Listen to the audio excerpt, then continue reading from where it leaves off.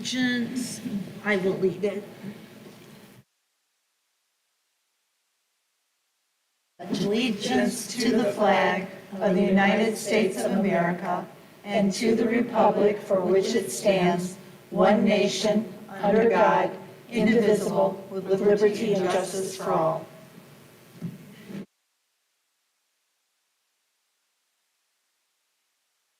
Roll call, please. Rebecca Chambliss. Here. Carlos Harp. Here. Mary Harp. Here. Cindy Holder. Here. Mark Kimball. Here. Christira McAlpine Taylor. Here. Gloria Thompson. Here. Public fundamentals. Public input is a vital part of how Madison District Public Schools operates.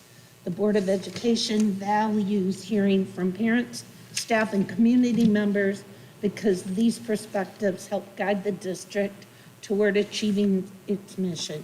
A period known as public comment is set aside at every Board of Education meeting. The time allows parents and community members to share their thoughts, ideas, and concerns about school-related topics directly with the board.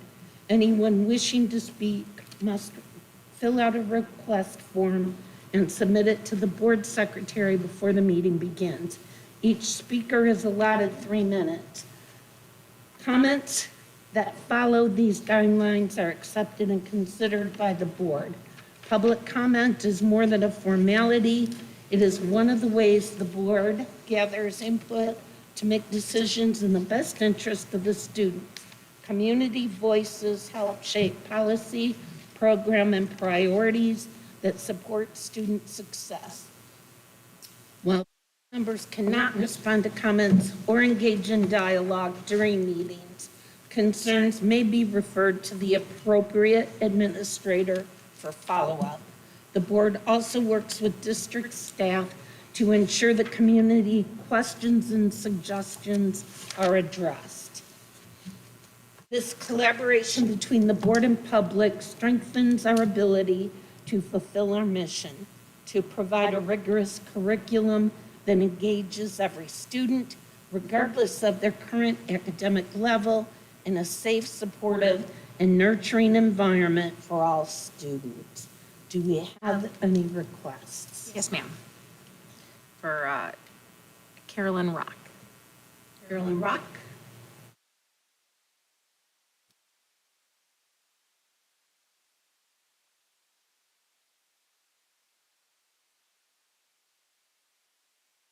How are you doing? Good. Good. Okay, so hi. Good evening, members of the board. My name is Caroline Rock. I'm a 4th grade teacher at Madison Elementary. I'm here tonight because I was told this morning that my 19 students are about to lose their classroom, their routine, and the teacher that they've trusted since the first day of school. I can't stay silent about that. This morning I was told that my class will be dissolved and that my students will be split amongst the other 4th grade rooms, raising those classes to nearly 30 children in each room. This isn't a small change, and larger classes means less attention, more stress, and fewer supports for the kids who already need us the most. We're already stretched thin, and this decision will stretch us even further. This is happening because our technology teacher resigned, and instead of filling that job, the district chose to eliminate a classroom halfway through the school year. That would mean me moving rooms over break, writing an entire curriculum from scratch, and only seeing the students that I've grown to love for 1 hour a week. After learning their stories, earning their trust, and building a safe, steady classroom community, that would be heartbreaking for me and for them. But there are reasonable solutions. Extending elective periods slightly and allowing students from self-contained classrooms to join general education electives would allow us to reach our elective minutes goal, free up 2 hours of time, and support inclusion, something that we've been striving to do all year. These are simple, student-focused choices that protect stability. I want to say this very clearly. This is the exact kind of decision that drove so many great teachers away from Madison last year. When teachers feel unsupported, shuffled around, or treated as interchangeable, they leave, and it's not because they want to, it's because they feel they have no choice. Families see this as instability too. They see teachers leaving classes, dissolving, and constant changes, and many are deciding to pull their children out of Madison schools for this reason. These choices are not affecting just this year, they are long-term health and reputation of our district. The school is more than a building for these kids. It's their safe space. It's the place where they feel known, understood, and cared for. Splitting them up in the middle of the year, separating them from their teacher, and adding them to crowded rooms is not just disruptive, it's extremely harmful to them. It breaks trust that we work so intentionally to build. I love my students. I know their strengths, their fears, their hopes. I know what they want to be when they grow up. Hearing that I may have only 3 more weeks with them broke my heart, and no child should have to leave their classroom community like this. I'm asking to please reconsider the decision, choose a solution that protects class sizes, preserves stability, and puts students' emotional well-being first. If this option is not considered, then let that be a reflection of the district's financial priorities, not Madison Elementary and the dedicated staff within it. Thank you. Valerie Roberts. No others.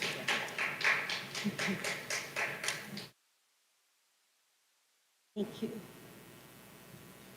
Next up is presentation of awards. Thank you. So this evening, we are going to honor students and staff who have a growth mindset.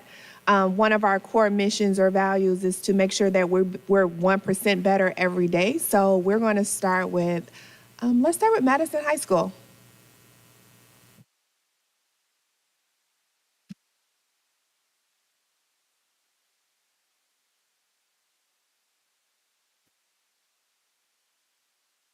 Good evening, everyone. Good evening. So our Growth Mindset Award tonight is for consistently striving to improve, embracing challenges, and showing that even small steps each day lead to big growth. We are honoring our 10th graders this month. All right, we will start with Eden Morrison. Come on up, Eden.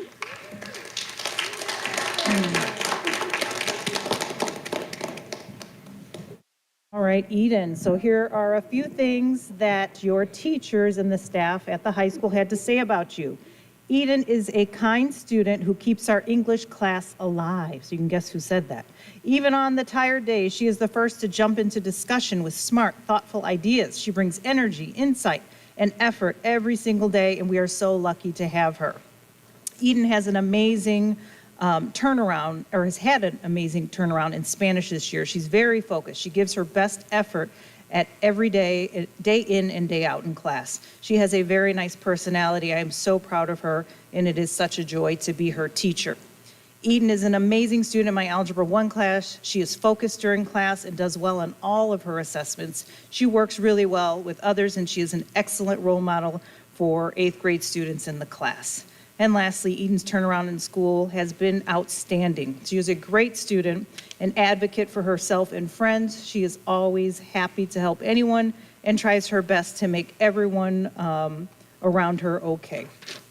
She is a ray of sunshine and has grown to be successful academically. So congratulations, Eden. Yes, you are welcome.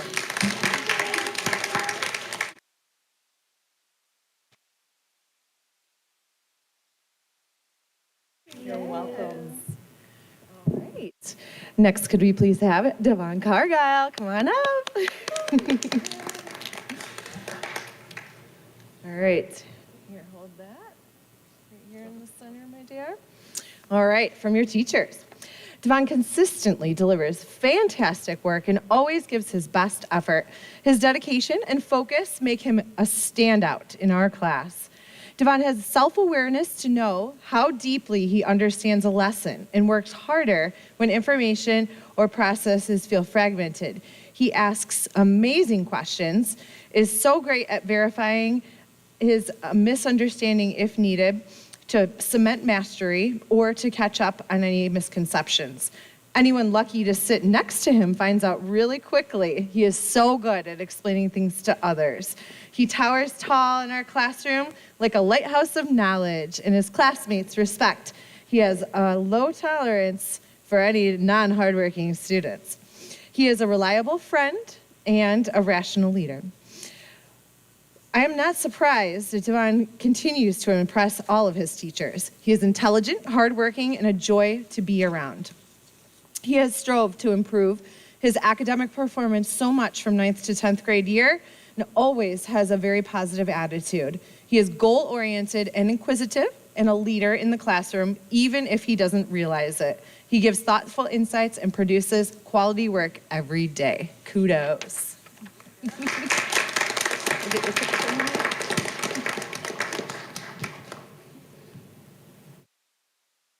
Bragg's speech.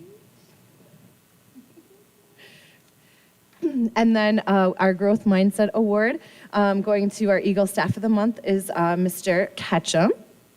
So we'll just say a few. He wasn't able to make it here tonight. But we are lucky to have him on our staff. We can see the artwork his students produce that he showcases. Every time we've been in his classroom, his students are engaged in such a variety of projects. We love getting the chance to catch up with him and have him provide so many perspectives that our students would not see otherwise. He showcases his student artwork all the time. And based on the art they've created, it's clear his students feel free to express themselves on a deep level. Okay. I love getting the chance to catch up with Mr. Ketchum. He always makes me laugh, provides positive perspectives, and I probably wouldn't have seen otherwise. He also showcases students' art all the time. And based on the art they've created, it's clear that his students feel free to express themselves on a deep level. So congratulations, Mr. Ketchum. One more.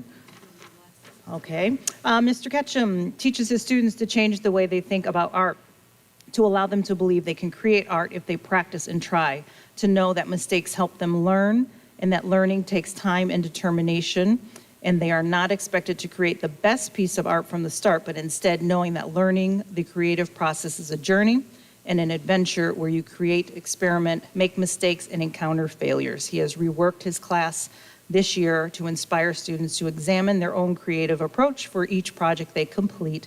Bravo. Thank you. Thank you. We have Principal Jones from Wilkinson Middle School.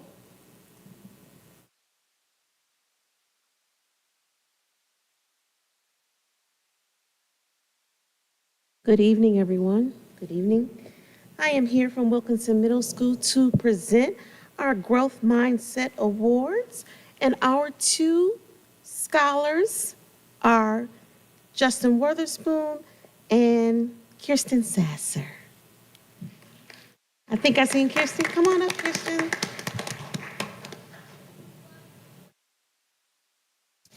Kirsten is our bright and shining seventh grader. She is a friendly smile each and every day that she enters the building. She always is very kind to others. She makes good friends. She makes good decisions, and she is absolutely getting 1% better each and every day. She is a performing arts student as well. She plays the band.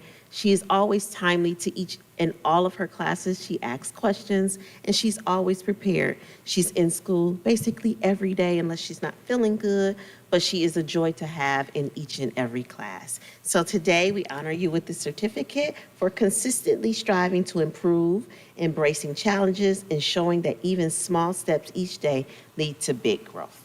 Here you go.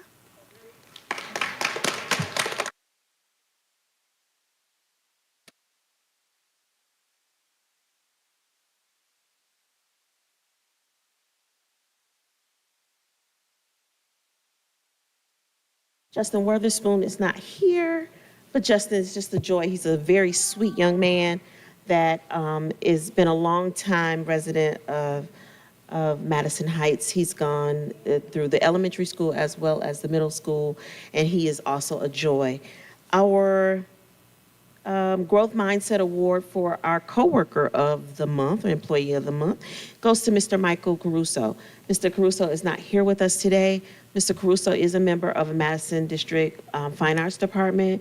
Specifically, he's our art teacher at Wilkinson Middle School. The students absolutely adore him. He brings all kinds of innovative projects. He's working with our CTE program. He is also submitting submissions to Scholastics for our art. And some of our students from Wilkinson art is on display at Oakland schools due to what he's doing in our classroom. And today we honor him for the Growth Mindset Award. Thank you so much.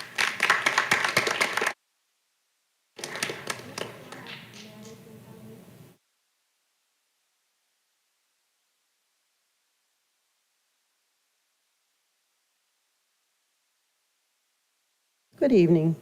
This month, we honored third graders at Madison. My third grade teachers couldn't be here, but I do have words to share about their students.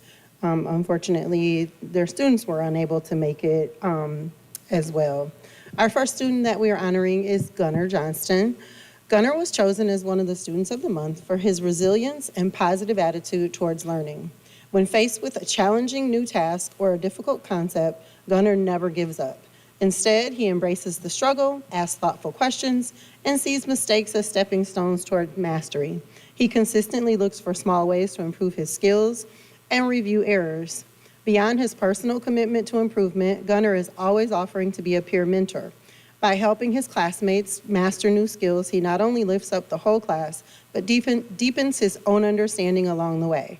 Gunnar inspires all of us to believe in the power of perseverance, demonstrating that success is achieved by embracing a growth mindset and striving to be 1% better every day. We're so proud of Gunnar and glad to have him at MES. The second Growth Mindset Award goes to Paula Avendano Lopez. Paula consistently grows in the classroom with her peers every day. She is becoming an independent learner and a wonderful student.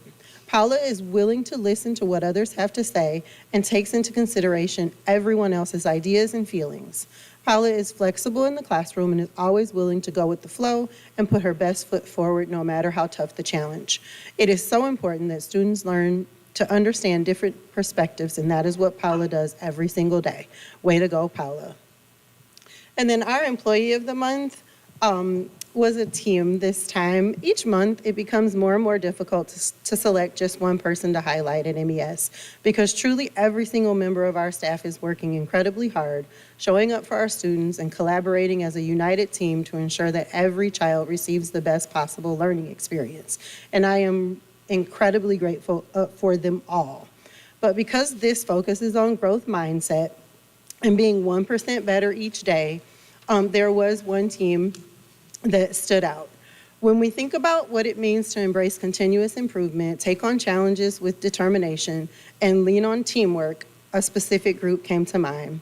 Our third grade team has absolutely embodied what it means to grow, learn, and rise together. They consistently collaborate, ask questions, seek feedback, and jump at opportunities to improve their practice. Their willingness to stretch, reflect, and push themselves forward is inspiring.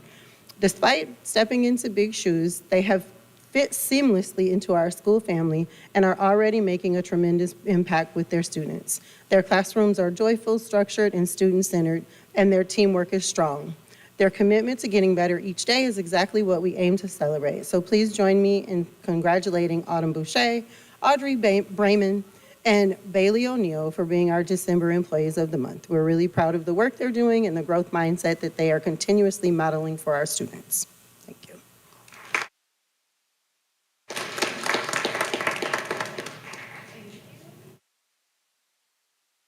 Last but not least, we have Principal DeGiulio with the Madison Early Childhood Center. Good evening. We are honoring our preschoolers tonight in Mrs. Mitchell's class. Good evening. My name is Kayla Mitchell, and it's an honor to represent to you the ECC Students of the Month from my GSRP class. First, we have Kylo Abion. Whether he's lending a hand to conquer a stubborn applesauce lid or mastering the sheet on a tricky rest time cot, Kylo is always ready to assist his friends. He's an absolute cleanup rock star, showing everyone where the toys and blocks really belong and making our room tidy again. But what makes him truly special is his incredible heart. Kylo is the friend who always notices when a peer is feeling quiet or playing alone, and he steps right up to include them. We are so lucky to have you, Kai. Thank you for being the most supportive, helpful, and kind friend a teacher could ask for. Keep up the amazing work of making our classroom 1% better each day.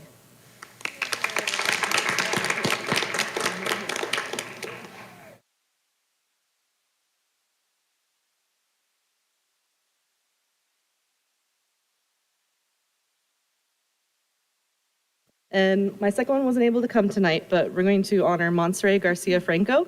She's blossomed from a shy violet into a chatty social butterfly, filling the room with energy and joy. This incredible growth shows how she is always striving to be 1% more confident and outgoing each day.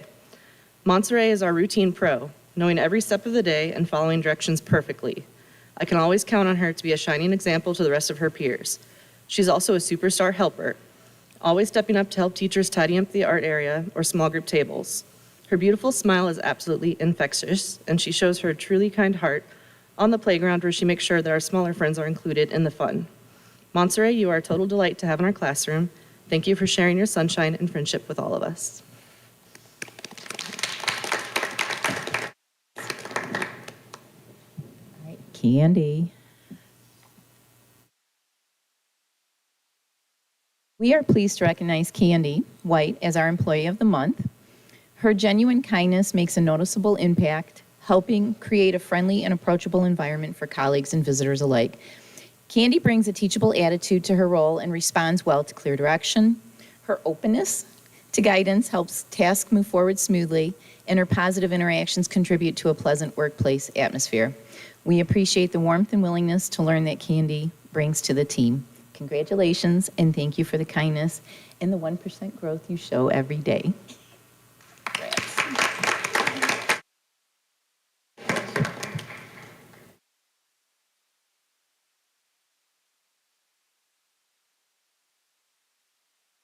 Okay, we are going to take a 5-minute break.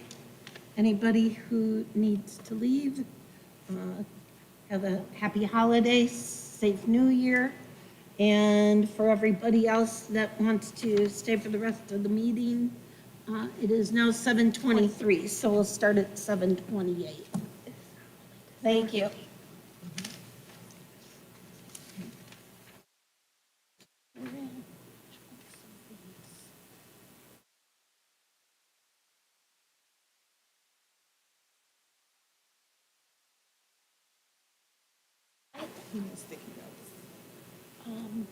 I can't tell which ones are first read. Everything is first read today. Okay, but we don't have the numbers. So I'm trying to.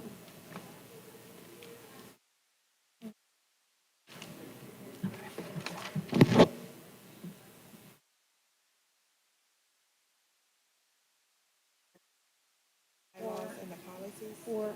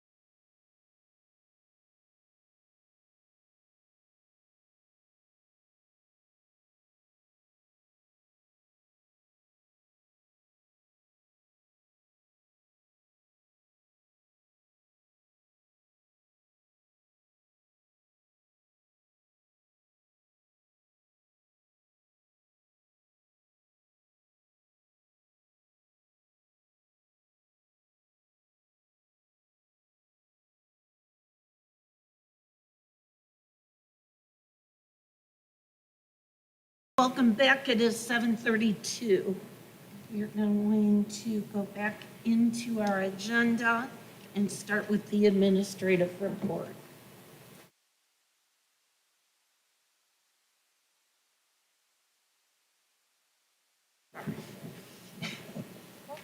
I'm so sorry. It's the first Monday back from break. So tonight we want to share an update with you guys on our last meeting, how we did not have to have a deficit elimination plan, and we're on something called early warning watch by the Department of Treasury. So tonight we want to share that information with you so you guys can know what that means and the public can know exactly what that means. If you could take a folder and pass it down.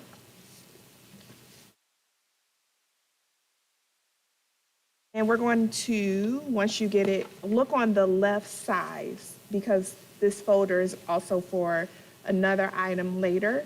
So if everyone can pull out the one-page document on the left side and then close your folders because you're going to read on the right.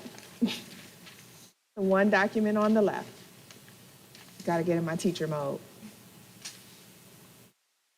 Okay, so as of last week when we did our budget amendment, because our fund balance is less than 5%, we have to report monthly to the Department of Treasury. So I'm going to hand this over to Ms. Thompson so she can tell you what the reporting monthly means, and then I'm going to come back once we get to the back of the sheet. So it's on you.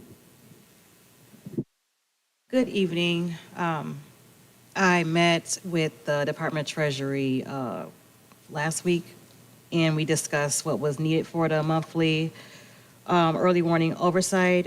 With this, I have to basically give them a rundown of the district monthly. That includes our revenues, includes all our state aid payments, if we receive any grant reimbursements, all our deposits from the city of Madison Heights, and then also our expenses. This includes each payroll, each vendor check run, payroll taxes, our ORS payments, healthcare costs, and then how much we pay for EduStaff, which is our substitute costs.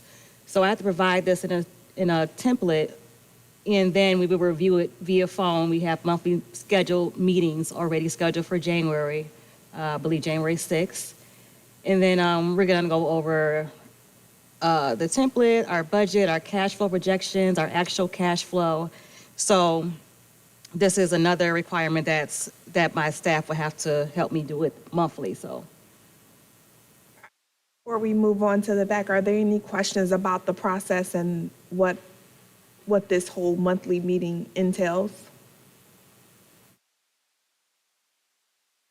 Okay, so now we're gonna go to the back because we want to have a conversation with you guys about how this impacts us on an operation side. So we come to you tonight to ask you to have some type of opinion or consider the following options. So as of now, it's our practice to approve the check register every month. However, since we are on this early warning reporting, this is going to cause a conflict because once we run the checks, what happens is we run the checks, we process the payments, but then we don't get them out until the next board meeting. So that's causing a conflict with the cash flow because our numbers are not accurate because the cash flow is not all the way out because the checks have not been processed. Also, we've run into problems recently with one vendor where they're not waiving our late fees because they have waived enough this year, and because we have to wait to process the checks to send out the payments, we are getting these late fees. So we're asking you to, here are our two options, is that in order to avoid this misreporting, so for example, the payments for December, when we meet with them in January, those payments will not technically be already processed because you guys won't approve them until our first meeting, which is January the 6th, which is the morning that we have the meeting with the Treasury. So our numbers are not going to be accurate. So we're asking during this process if we can consider two options. Option A is that you guys we, as the business office, will process and mail payment schedules without delay. We will send you guys the accounts payable report before the meeting and the check register for you to review. That way we can get payments out. Option B, if you want to continue to approve the check registers, can we adopt some type of biweekly or electronic special approval process to prevent payments and reporting from being delayed? And option C is anything you guys can come up with.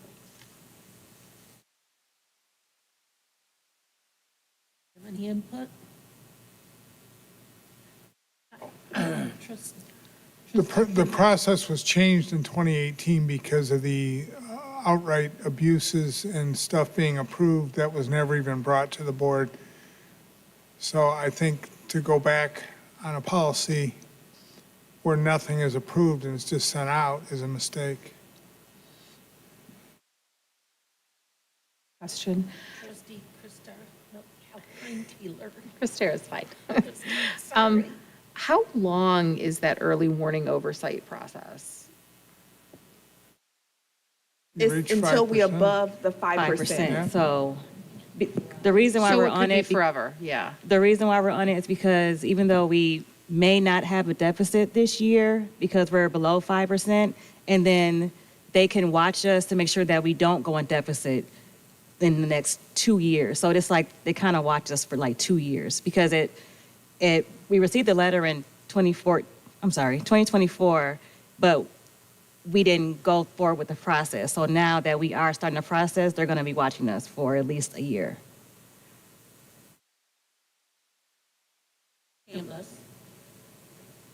So with option A, what you're suggesting is that you would pay all the vendors and pay all of our bills, and then we would still approve it at the next board meeting, but those payments would have already been sent, right?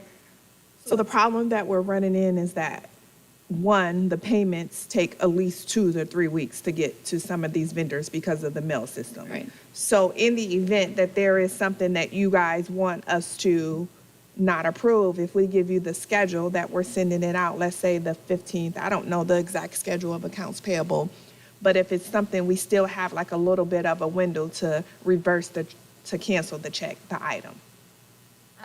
When we get our check registry, though, aren't most of the things already on the check registry already purchased or services already rendered? Like, isn't everything already, it's a bill we owe? It's not something, even if we say no, that really just prohibits future purchases like those, but those things are already due. Yes. There's nothing we can really stop once it's on the check registry. Absolutely. So whether we approve after you've paid them and we see them on the next check registry, like we're doing now, or like you're suggesting, or you hold payment until we approve it at the board meeting, either way, it's the same outcome because those bills and those debts are due and their services already rendered. So it really changes nothing. The only thing that it would change is that you've mailed the check, because even if we say no, you still have to mail the check because it's due. Mm-hmm. We can't just not pay a vendor. So the only thing it changes is the date in which you pay it. It doesn't actually change anything that we're approving as a board. It's just we're approving it after the check's mailed versus making them wait and mail a check later and pay a late fee. Correct? Correct. Okay. And the process that you guys have in 2018, it was a protocol. It was never adopted in policy. Yeah, we voted on that. That was adopted. Yes, it was What adopted. Yes, policy yes, was it it? was. Because we couldn't find it. What was the Should be policy in number? should be in the minutes. Go back to the 2018 meeting. I don't have access to the 2018 March minutes. or If you April of 2018. Were you on the board? Do you have the minutes so you can pull up the policy number? I don't have the minutes, but the school to the district's supposed to have a 2018 copy of them. minutes. So what is the policy? Do you guys know the policy number? Because on the board books that's on the website, there's no policy that says you guys are responsible for approving before we send out a payment. If I recall, when you guys made that in 2018, it was more of like a ruling of how things will be done, but I don't think an actual policy wording was changed. No, we voted on it. We passed it. Did you do the readings? That's why it's been in practice since 2018. It's now 2025. No, I know what you're saying. I'm saying, but did you guys change the word? I don't think any actual physical policy was read, done a second reading, things like that, where policy was changed. No, we didn't do it that way. We passed a motion. That's what I'm saying is. A motion's binding. That's not how you do policy. Policy is passed just like what we're doing today. You have to read it twice, and then you have to update it with the Neola I understand manual. that, but the sense of urgency at the time, we did not have time to read 3 months in a row before a policy was adopted. So we passed a motion. The board was unanimous on it as well. And it was completely appropriate at that time, and it was absolutely needed. She's asking if we can pass a new motion to allow them to mail the checks. Let me see if I can understand this. A company sends us a bill, don't they give us 30 days to pay it? And then we got most meetings, most board meetings are 2 a month. So let's say You're for- telling me it's not getting approved in that time frame? So let's say, for example, let me just try to think of one. November 20th, no, December 1st. This year, we have one meeting December 1st, right? And we get a bill November 20th after the last meeting. That bill is not processed until this week. We process accounts payable every other week of payroll. So that's to make sure that our cash flow is not counterintuitive and is canceling each other out. So 1 week we do payroll, 1 week we do accounts payable. So if I got a bill last week after the meeting, and last week was a payroll week, I'm not processing that until this week, Friday. So therefore, if that bill was sent November 20th, it's processed this week, Friday, we don't have a meeting again until January 5th, that bill is due 30 days later, which is December 20th. I understand that. How often does that happen? Because you're talking about reversing a policy that has served us very well since it was passed. The abuses before this were just off the charts. And we understand that. I think the other thing that we'd like to bring up is that since in the past 3-4 years, there has not been any budget or ledger that has not been approved or moved forward. Nothing has been redacted. There's been nothing that we canceled, no checks that have been canceled. So historically, we're paying everything after it's being approved. The board has not pulled anything back or limited anything that we've paid. So we've been doing the process, and so far everything that you guys get is being approved. There's nothing that has been questionable, and it will continue to be that way. It will continue to be approved by the board. We just want the vendors to be able to get their payment. You want it approved after the fact, and that's been a problem going way back, because decisions are made, checks are sent out, and then, oh, by the way, could you approve this? That's backwards. But again, we're being punished for things that happened in the past, and we would like an opportunity to show the board that we are being fiscally minded in what we're doing, and we would never do something that would contradict what this board expects. And even if could we try it out for a couple months to just see if it's something that would work? Because there is no actual policy, we're not changing policy. A motion is part of the record and notes, but it doesn't change policy. The motion is binding. It was passed unanimously. Right, so a new motion can be brought up that could be passed the same way. Well, I, for one, are going to be against changing that policy. We need to figure out a different way. Maybe if something like that comes in, the treasurer's alerted. We are more than happy to brainstorm some other ideas. That's why we're Madam President. Let's try that to start with. Trustee Thompson. And how would biweekly work? So we were thinking just emailing you guys the check register as the treasurer, and then you have a conversation with the board about anything that you guys see before we mail out the check within 72 hours. And how do we approve that check register biweekly? So here's what I'm recommending. I'm going to go through and try to figure out if it was policy or protocol. If it was policy, you guys don't have to approve it. If it's protocol, then we can figure it out. If it's not policy, you don't have to approve it. But if it's protocol, then we can change the protocol. We're asking, listen, this doesn't have to be forever. The issues that we're running into is when we have to report this information to the Treasury. So when we have this meeting on January 6th, our numbers are not accurate because the December bills have not been paid because we can't pay them until the check register is approved on January 6th. That's the problem. Give Yeah, us but a trial. Can't you just do a disclaimer to the state saying after these checks are issued, this will be our balance? I They mean, want- that doesn't sound like that's such an insurmountable problem. It is, though. Yes, because what I have to submit is I have to submit our projective numbers and our actual numbers, and I have to do it for each month. And then they want to review quarterly for each quarter. And then at the end of the year, they're going to do the whole year, and then I got to continue to do the same thing for next year. So they're going to be watching us, and we want to make sure that we're giving them the accurate information. I know you're going to be watching you because for 2 years I've been saying you're spending all the reserve money and then we're going to have a bunch of controls on us. And here we are. We're at that point now. But the policies or the motion that was set in place has served this district very well since it was passed back in 2018. And I'm not going to be in favor of loosening that up. President Holder? In fact, there's talk of lowering the amount without authorization, so. Trustee Christopher. Thank you. So my question is, do you want us to vote on this tonight? Because It's not to vote on. We're asking you for a solution.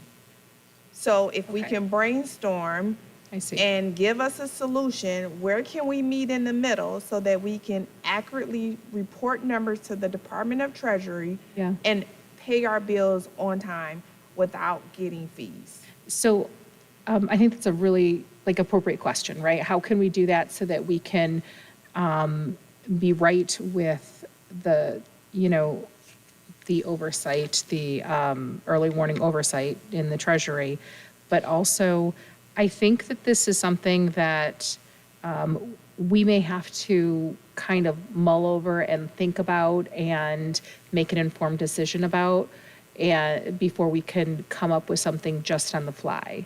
I think these are actually two really good options. Would it be possible that we could kind of think it over and maybe come up with another option if we do? If not, we can look at these then. I just think we need some think time. How does that sound? What are your thoughts about just December? We only have 3 weeks in December. We have to make payments and have this report ready for the Department of Treasury by January 6th. We don't have a board meeting until January 6th. So if we get the check register out to you guys for this month, can you guys review it? And then we send out the payments to close out the year so we can have the report ready for the department. I think that's unacceptable, for 1 month, to do it just for this month. I think that if we do that, this 30-day timeline, that would be acceptable just to get it, so we can all kind of think about what would be a good process in the future and how we can do that. And of course, as you said, we always get the check registers and things like that. I do want to kind of ask I hate to put you on the spot, our treasurer, to see what you're I'm leaning to thinking. biweekly, and I don't have a Okay. problem with looking at it biweekly and trying to get a hold of all of the members to say, this is what we have. I can break it down biweekly very easily. I'm not sure I want to pay before we Okay. approve. And you've been doing this a long time, and Yeah. I trust your judgment. So that would be fine with me, the biweekly, Yeah, of the course. biweekly. Yeah. Does the biweekly help with the state? Okay. Then, I'm going to say I'm okay with, for 1 month, the month of December, doing it biweekly until we come up with a better solution. And I just think that maybe we all need to think about what is a better solution. If there is one, maybe there's not, right? Maybe these are the best solutions we have. I do have, I'm sorry. No. I do have one more question. I know that we have a lot of vendors who will do something in October and we don't get an invoice for months. And they're not charging us, okay. No, you only get a late fee after the date the invoice is sent.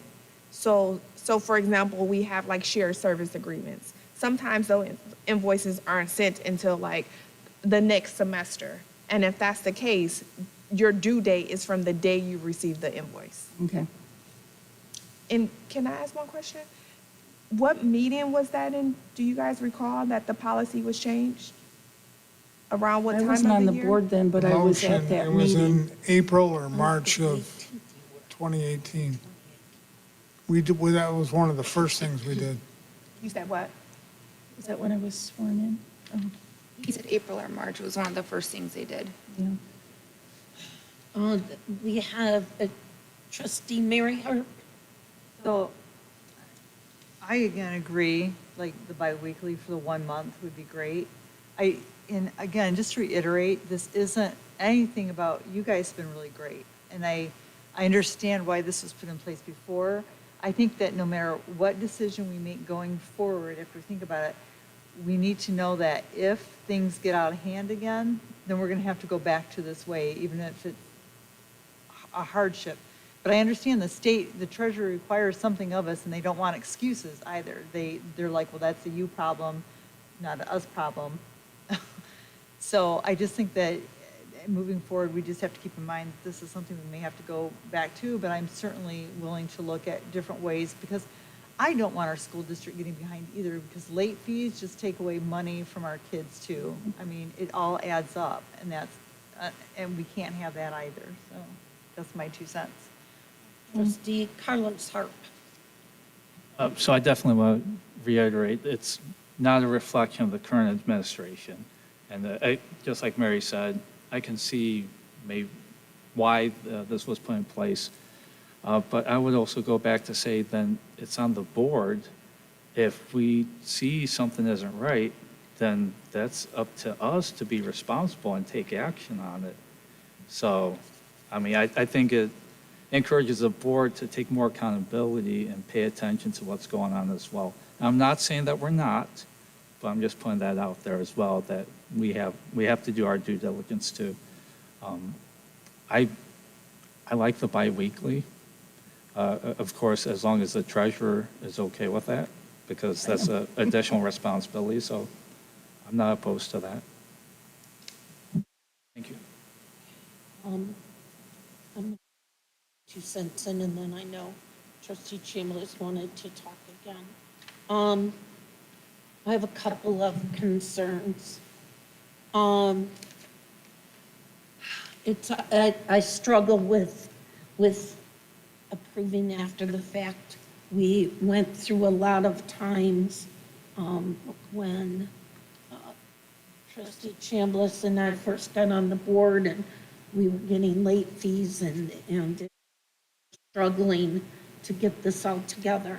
I am very familiar with probably position, but very familiar with the early warning oversight. I had to call and make sure every week that that the business office had done their job, because that's how chaotic things had gotten. I'm not saying that that's what's going to happen here, but I did have to do that. I'm not in favor of approving something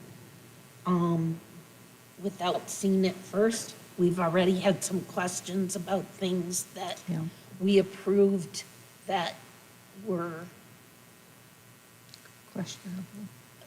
I'm trying to be politically correct. So I guess I would never be in favor of that. I know, I want to know what vendor is the one that won't let go of our late fees, because maybe we can find somebody else that does that job that can work with us, because they can dig their heels in the sand, and so can we. This is not new business, and I don't know of any school district that doesn't use the system that we had, that I'm aware of. Now, all of them aren't on the watch list, so I get that. In January, we're gonna have new, people. Are we sure? We don't know who the treasurer is gonna be. Correct. What if the treasurer doesn't want to take that on? Well, I didn't see you were And- saying if we did it just through December. We're just saying just through December. And then by January, we're going to have to brainstorm and come up with some options. Not to cut you off, President Holder, I'm sorry. That's okay. So what, do we know what company that you guys talked about that was, contesting and not dropping the late fees? One was our Home Depot account, because it's mostly like when you have creditors, they're not willing to change the fees. We should be doing POs and stuff. Oh, no, we have a credit card with them, right? Is that what it was today? We can look at our list, and I'll send you guys a list of what vendors are not willing to waive late fees. Yeah. One in particular was, no, she waived it. Never mind. We got it waived. All right, because, I mean, you guys shouldn't need to spend your precious time fighting late fees either. We need to have everybody on board. I know we had paid immediately, and then the rest had to wait. Yeah. And that took a long time and many discussions. So I'm a little hesitant to change that. I think, and maybe you can check, I think like everybody that uses a debit card or writes checks, you always know what your outstanding balances are. So why you couldn't include that in the data? Because they don't. It doesn't make, no, I don't see the sheet. I'm just saying, it makes no sense to me sitting here, just getting this information, why they would not know what outstanding, checks have been written before they're cleared. I know trustee Chambliss had something to say. I just wanted to say that, just listening to everybody's responses, it doesn't, and the only reason why I approve of this, like I agree with it, is simply this. When we get a check registry and we approve it, this is not changing anything. Once we get the check registry, those bills are due, those debts are owed. We can't not pay them. If we say we don't like something, that prevents that item or those services or those charges from continuing on. It stops them from doing those things again. But when we see Amazon, this amount, or, JD Sports, this amount, those items have been purchased and those debts are due. We're just approving that we see them, we acknowledge them, it keeps us in the loop. And so that we know, and then we can say things like, hey, we're spending too much money on Amazon next month, don't continue this pattern. But those debts are already owed, so we can't stop paying them even if we don't like the check registry we see. So whether we see them or not, it's a debt owed, nothing really changes. That's pretty much it. I was just saying, so it doesn't really do anything. We can't stop paying anything that's on the check registry. So whether they pay it before we see it or after we see it, either way, those have to be paid. It changes nothing. Trustee Carlos? And I'm not asking for specifics of the past, but I would say generally, in what ways could this be abused, right? Rebecca's saying that that's already due, right? We already owe them. So how is it that could be abused? Because maybe I'm missing a connection there. And I'm sure trustee Kimball will share. Yeah, I just in know the checks past, have stuff was been- being paid multiple times, same invoice, period. Try to get that money back from a company once it's already sent. That's why there's somebody looking this over. Prior to that, it was just put in front of the board, vote. That's it. Nobody was checking these. That's one of the things. Well, Trustee Carlos Harp. so I would say, wouldn't that be on the board to check that? Right? We have access to see the check registers, so if we saw something, if we saw that there was a case of abuse or, mishandling, we would step in and say something, right? Assuming so. Trustee Thompson. And to answer Carlos, yes, we do check it now. And I don't just look at the amounts, I look at the invoice numbers, I look at what it was for, and if I don't have a description, sometimes the description will be supplies, that tells me nothing. Give me what the supplies are for. But yeah, now it is a practice that someone is looking at that check register and asking questions if there needs to be. And anybody on the board can look at the check register and say, hey, can you tell me what something is for? Okay? Thank you. No, and I knew we were doing it. Yeah. So I guess I was curious, like maybe there was a disconnect somewhere in the past, of course, and again, I don't want to get the specifics of it, but it feels like there was a disconnect between maybe the administration or the board, and I keep on going back. Want the board say something, or did we have the ability to stop it? It's kind of when like administration is doing something and the board is already aware of it and allows it and just kind of ignores or. Yeah, but a prime example of that was a petty cash check for almost $11,000 that they slid by on the check registry. To buy a truck, to return it, to get the cash back. And there was never an accounting for that cash. And unfortunately, back then, like Mark is trying to explain, the board was working with administration. I was trying to avoid saying Right. that, yeah. So policy or no policy, there was something not being done correctly there, so. That's just one example of. This could be a policy that could be added, correct? I just want to say, a lot of that had to do with the internal controls that was not established within the business office. And since then, those have been corrected. Nothing goes through without it being approved twice by two different people. And we review the invoice, we review the account number, we make sure. That might be now, but it wasn't then. Yeah, but I'm just saying, prior to, it was a lot of stuff that internal controls were not established correctly. In fact, 2 years in a row, I reported that to your auditors at Yo and Yo, who did nothing. I think that was like in 2018, 2017. Yeah, it's still this century. And since then, with our audit history, with other auditing companies, they saw that our internal controls have strengthened. So we're not dealing with that now. Yeah, that was with Plant Moran. We made that change. It was another company as well. I have the audit history right here as well. Is there anybody else? I'm sorry. Are you done, Mr. Yeah, Campbell? I'm done. Trustee Christera. Yeah, so it sounds like, is it okay just for this month and that we can pick this discussion up later?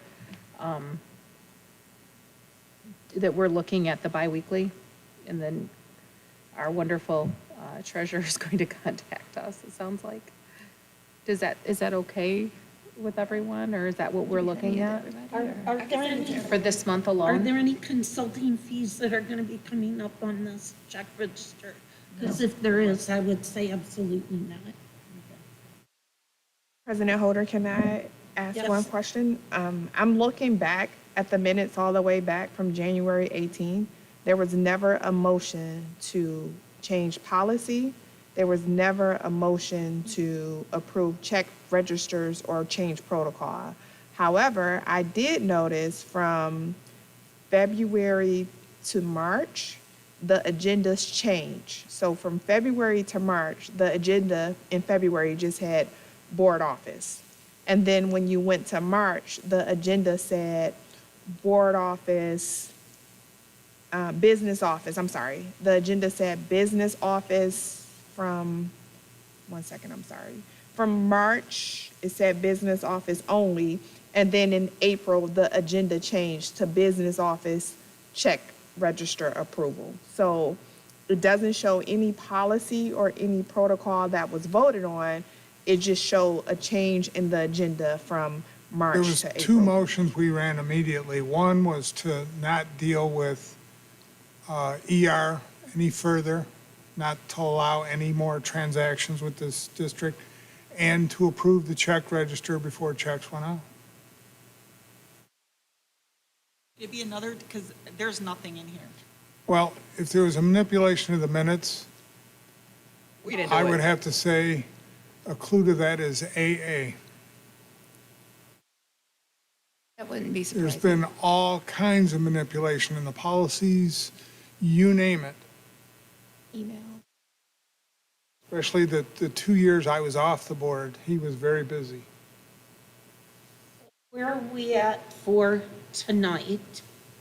And if we did approve this second check register in December, then you have January 1st covered, but we still have every other month after that. Can we just do December and then we can simmer on it and? Figure it out? Yep. You guys come up with some ideas for January's meeting? Yes, I like that idea. We need to make a motion. No, because it's not No. policy or protocol. Do we have No motion. discussion if? It's not policy. You only have discussion if there's a motion. I think this should be revisited once a new treasurer is seated, and there may be additional authorities for that treasurer, in my opinion, on a limited basis is the solution. You are in I'm favor of or against against? any change in this policy. But I'm just one person. We don't have to vote. We've all agreed that we can do this for just this month, to keep us on track for January, and then we're to brainstorm, and then in January, we can come up with ideas that we think would be better going forward. I don't support that, but if the majority of the board is comfortable with that, I will support the majority of the board.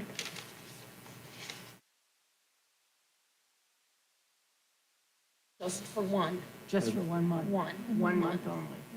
So we're okay with them mailing out all payments just for the month of December and It's then going we to be the review it? bi-weekly. Yeah. Right, but they can mail their payments out. For December only. December only, yeah. Yes. And then we review it in January. Thank you. That is the end of our report. Thank you for your feedback. What is on the right side? That's the next item. So once we do approval of the consent agenda. Okay. Consent agenda. All matters under the consent agenda are considered to be routine in nature by the Board of Education and will be acted upon by one motion. There will be no separate discussion of these items. If any member of the board or any citizen requests discussion of an item, that item will be removed from the consent agenda and will become the first item of business under the Board of Education action items portion of the agenda. This consent agenda includes approval of the minutes of the Board of Education for the regular meeting November 17th, 2025. Approval of November 2025 expenditures in the amount of $886,313.35 and approval of the personnel report submitted by HR on November 24th, 2025.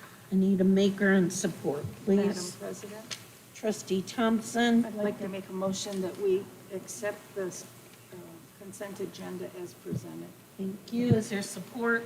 Support. Trustee Mary Harp. Is there discussion? None, roll call vote, please. Rebecca Chambliss? Yes. Gloria Thompson? Yes. Carlos Harp? Yes. Christira McAlpine Taylor? Yes. Mary Harp? Yes. Cindy Holder? Yes. Mark Kimball? Yes. Motion passed. Okay. Next up is audit RFPs. Now you can open your folder and go to the right side.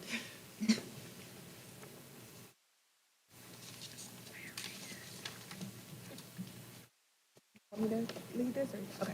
So you guys asked us to send out RFPs for different auditors, and what we have on the right side is a summary as well as proof regarding the replies. So we contacted auditors that dealt with small districts, as those are the ones that are willing to take us on. So if you can see on the right, I don't know if I can say the names. Can I say the names? Can I not say the names? Okay. On the right, you guys see the decline and the emails that were sent. And below it in the packet, you have the proof that what everyone said. I'll give you guys a minute to look through it.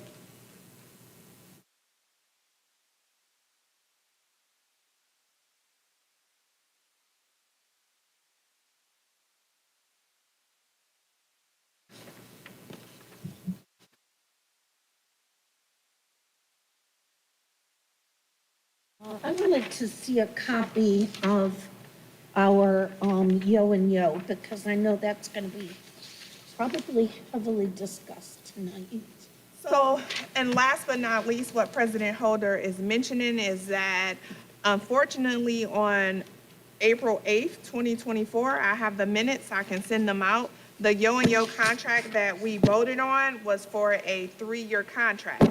So for fiscal year 26, we have already locked in with yo and yo. And on the minute report, I can email it to you guys.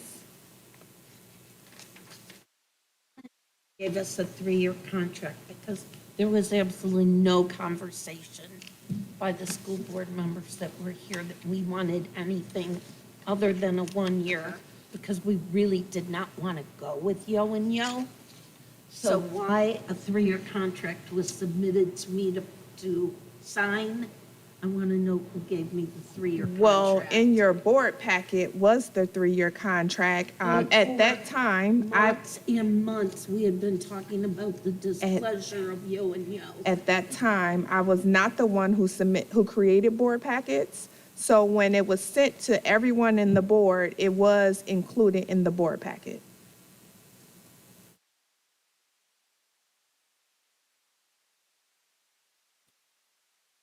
I'll send it to you right now. Thank you.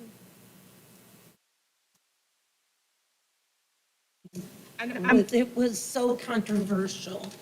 I just am disappointed in myself, and in the rest of the board, because none of us, you didn't bring it up, Ebony didn't bring it up. Ebony wasn't So here. none of us looked and recognized that it was a 3-year contract.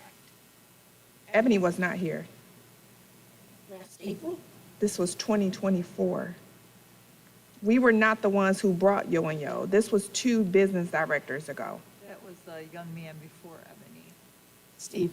Yeah. Who loved yo and yo. He worked with them closely. So this was a 3-year contract that we signed in 24. Yeah. And remember when that happened, we had the incident where you guys were with Plant Moran, but when we switched over and had them help us out with our books, because we didn't have a director of business and finance, that's when they could no longer be our auditors because they were involved in the book, so they couldn't audit us. And then the firm before that, they refused to take us again. And so when that business, a director in finance came on board, okay, let me rewind. it was Plant Moran, and then they dropped us. Then we had Reman. When Reman came on board, we asked them to help us in our finance department because we didn't have a director of business and finance. That's when they said, hey, we cannot take on your contract anymore for auditing because we're doing your books. That's when they recommended their firm. They said, hey, let's use this firm. However, when we dropped Raymond from their leadership and their consultant, that firm dropped us and said, we're not working with you because you're not working with Raymond. So when that the business director came on in 24, we did not have an auditing firm at all. That is why that individual recommended Yo and Yo, because they worked with Yo and Yo in their previous district, and that's how the contract came about. So we did not terminate any contracts. When he came aboard, we had no auditing firm because that Roslyn company dropped us. So that's where we were. Now, are there any other firms that you guys may know of that you would want us to reach out to? Because right now, we don't know what to do. I'm so sorry. It doesn't sound like we can if we have a 3-year contract. This is really, But moving forward, are there any other firms that you guys may know of that we can reach out to see if they're willing to take us on? When are we done with Yo and Yo, like officially? Next year will be our last audit. The 25, 26, or the 26, 27? 25, 26. So next year, when around this time, we'll be done. Okay. I would just suggest that maybe because we will be in a better position this year when we were putting these RFPs out, we thought we were going to be in deficit. We thought there were a lot of things that maybe weren't quite so positive. I'm hoping that we will show ourselves to be in a much better place this time next year. And I would say just try again. We can't ever get stuck with someone. That's not ever a good thing either. Nor are they with us, vice versa. It's not personal. But, I'm sorry. Oh, I thought somebody said something. I see Trustee Thompson has something she wants to talk about. Ebony has emails in here where she sent out, and one of the responses was, I have received your request for audit proposal, but we are not able to perform any single audits at this time. I can refer you to other firms that we work with. Did we reach out to any of those? Did we reach out to Dominic to get a list of, because we've got basically 3 years. I mean, there's a lot of firms we could be reaching out to. Nope, because I sent out this to 6 or 7 different firms, and by that time, yeah, this is what I did. So I sent out the different firms, and I want to check with Dominic Recchia, Or at least put him on the list for next year. Correct. With RFPs. Anybody else?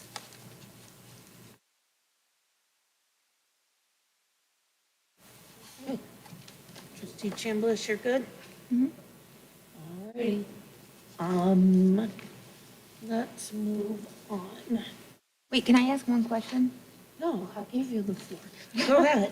So, and I'm not blaming you at all, so you signed the contract? I had to If- have. If we approved it, the board president signed that contract? Had to have, Okay. I was just, for it to be valid. and you're gonna get a copy of that contract to look at? Yeah. Will you send it to me, or like to all of us, I'm sure, as well, just to, not to blame you at all, I just kind of want to see what slipped by all of us. Yep.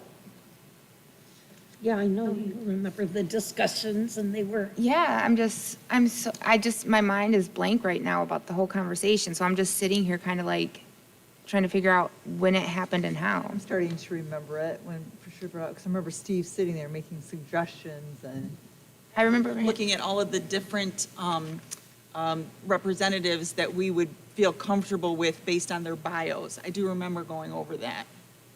I remember him saying he was so comfortable with them because he worked with them before, but I don't feel like we don't do 3-year contracts for anyone. Like, so it's really weird. So, Okay, sorry. no, Most, we are good. Are we ready to move on? Yes? Miss Ebony was during this. Oh, I'm sorry. Sorry. Oh, I was just saying, most districts do multi-year contracts with auditing companies because, for one, when you change auditing companies, you have to pay the changeover costs to get their system, and it could be $20,000 to $30,000. That's why districts stay with the auditing firm for multiple years. And then that way, the auditing firm would be familiar with how the district is running their operation, and then, because it's ultimately a collaborative effort. Because at the end of the day, you want to make sure you have a positive audit. So.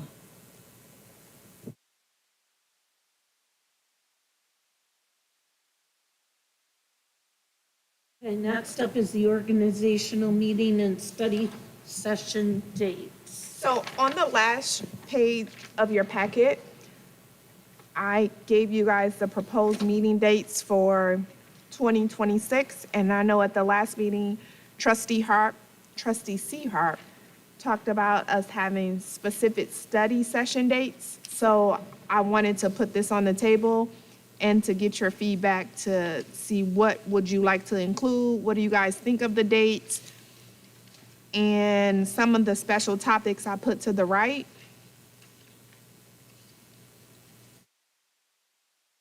Okay, anybody want to start? I already have a couple study sessions on here. I have one in March, since that's around the time we are administering the state assessments. Then the second one will be in August. That is when we start up the school year. The MyKIP is for the Michigan Continuous Improvement Plan, so it's no longer called the School Improvement Plan. So that will be discussed in August. Are there any other dates that you guys want to make a study session? Which one do we have to set aside? How far ahead the training for the superintendent evaluation? So that isn't a study session. I put that August 3rd for superintendent goals. No, but we have to do your evaluation on June 1st. How far ahead?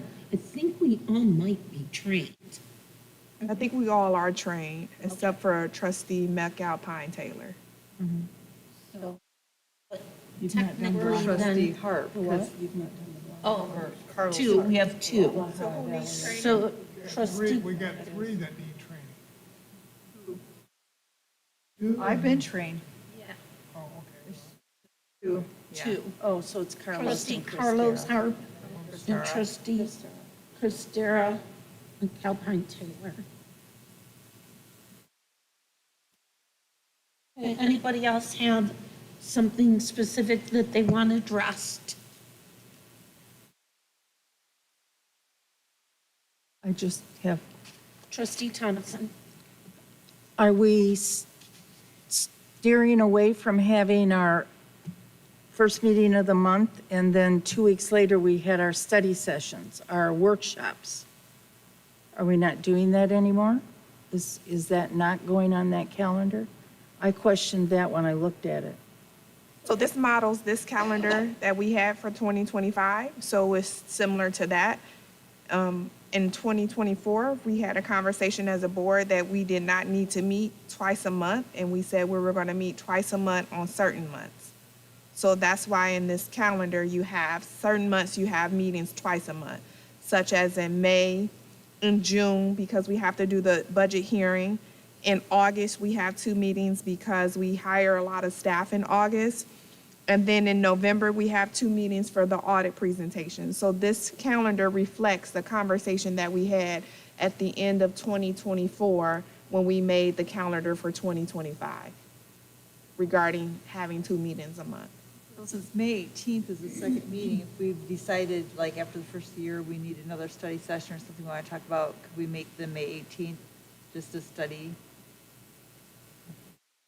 Always add one. She's saying, yeah, that's, and I know Carlos had specifically asked for a few months where we had specific types of things that and projections and forecasts so that we could stay ahead of ourselves, not just responding as the days go by.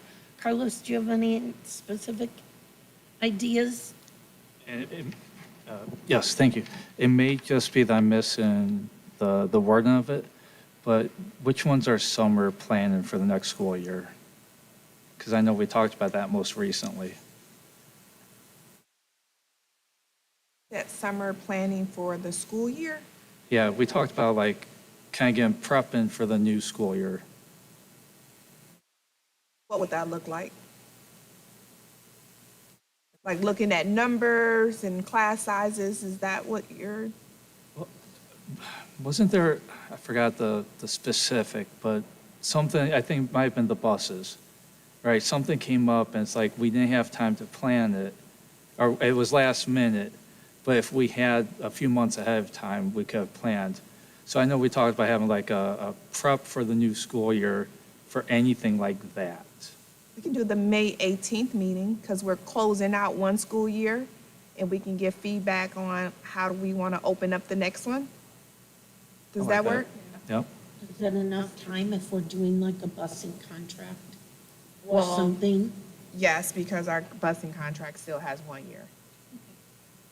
So I'm going to put May 18th study session and I'm going to put 26, 27 school year.